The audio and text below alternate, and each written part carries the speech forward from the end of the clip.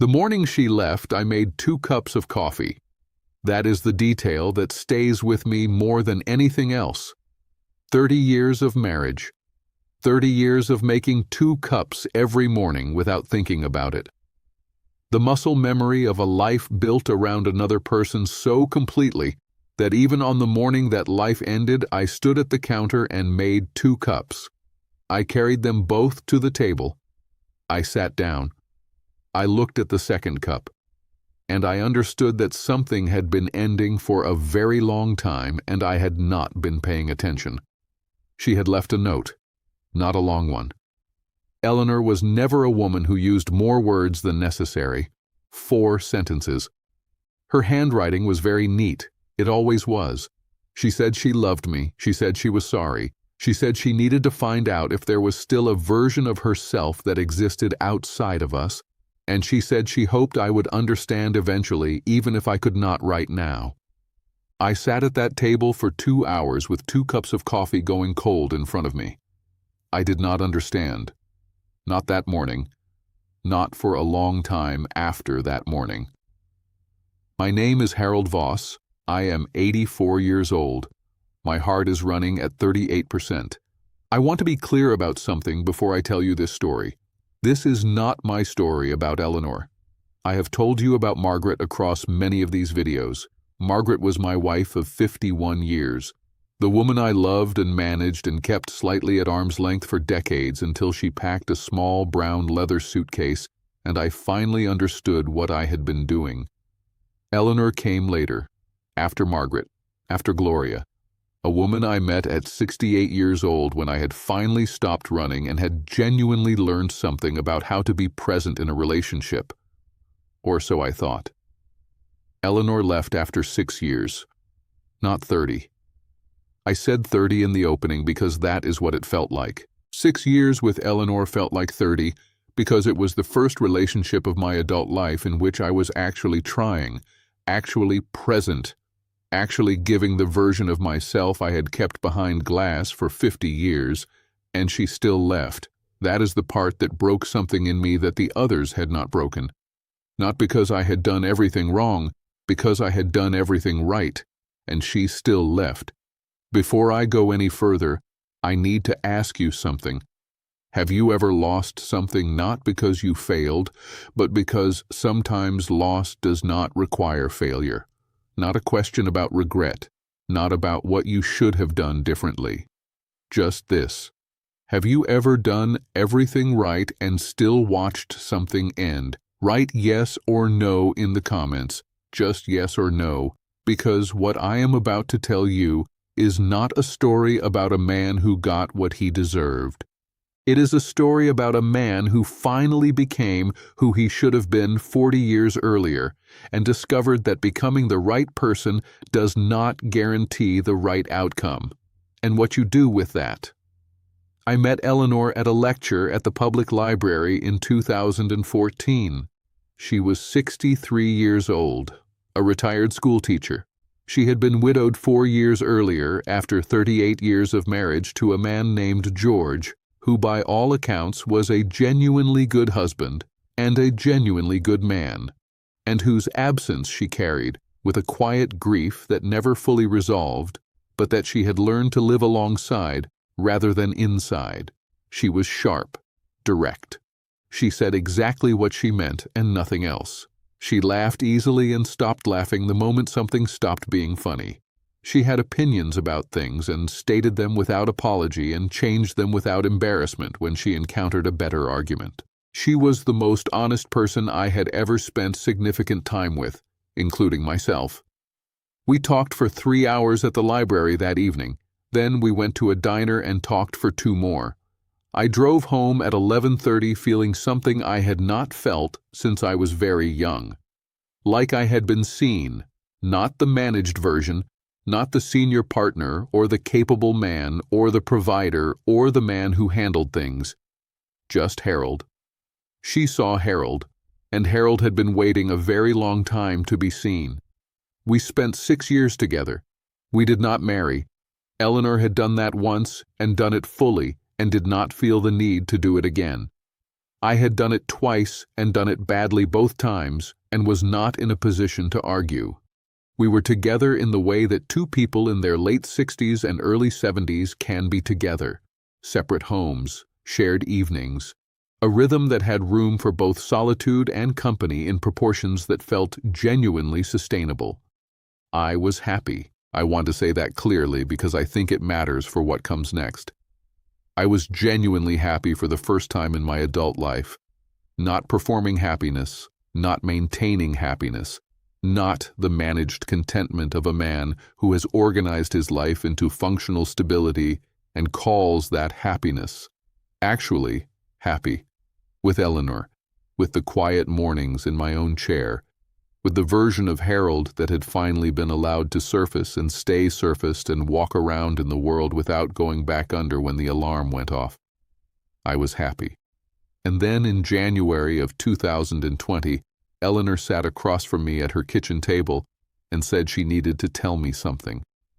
She said it the way she said everything, directly, without preamble, with the particular kindness of a woman who respects you enough not to soften the thing into something unrecognizable. She said, "Harold, I love you, and I need to end this." I said, "I do not understand." She said, "I know, and I am sorry for that. But I have been sitting with this for a long time, and the honest answer is that I need to find out if there is still a version of me that exists separately from any relationship.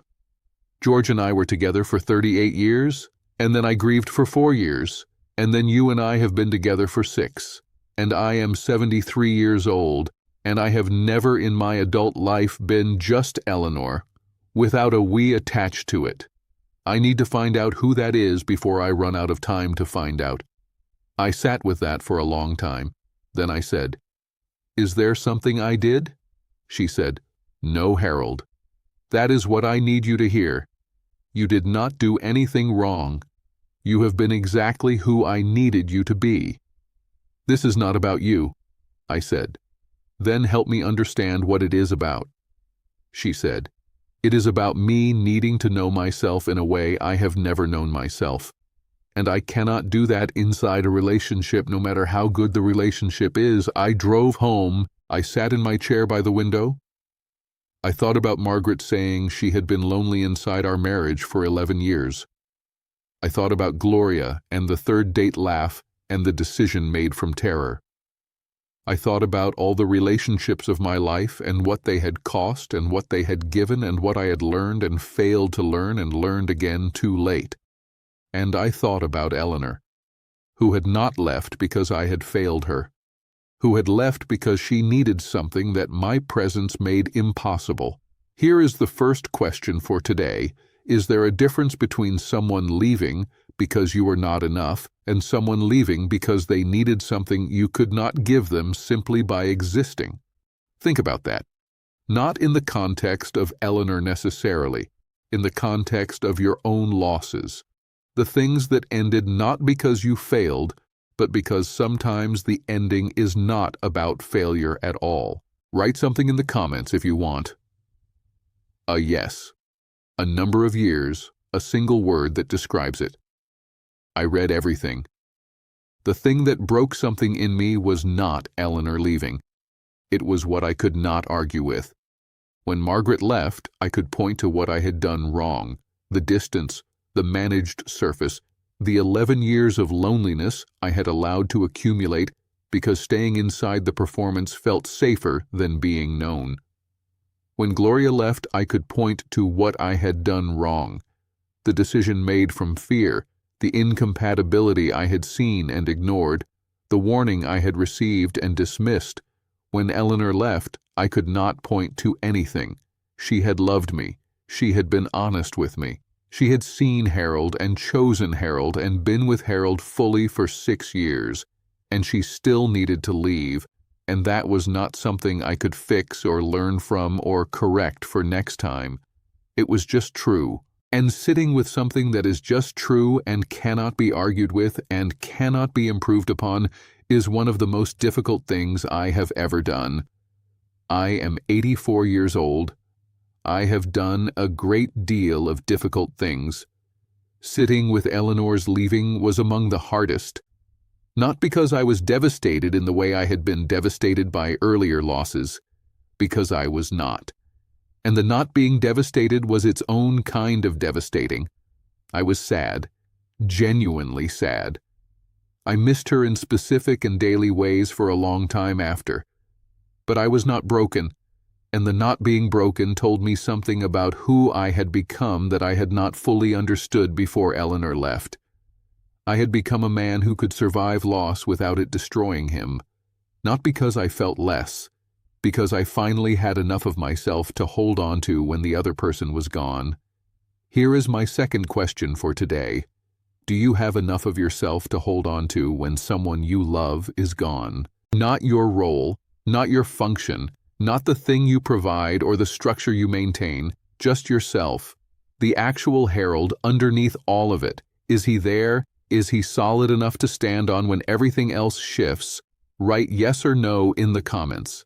Because building that is the work, not the relationship work, not the career work, not the financial work. That is the work that everything else depends on. I still think about Eleanor, not with longing exactly, not with regret in the way I think about the hallway or the kitchen in 1998 or the 30 years of parallel lives with Margaret, just with a kind of quiet gratitude that is hard to explain to someone who has not felt it. She showed me that I had finally become someone worth being, and the fact that becoming that person did not save the relationship is something I have made peace with. Not easily, not quickly, not without sitting in my chair by the window for many mornings letting it be what it was, but finally, yes, peace. That is not nothing. At 84 years old, after everything that came before, that is actually quite a lot. Leave me a comment. Write yes or no to the questions I asked. Write whatever this brought up for you. I read every single one. And if someone you know is sitting with a loss that they cannot find a failure to explain, send this to them. Just send it. There is more to say. I will say it.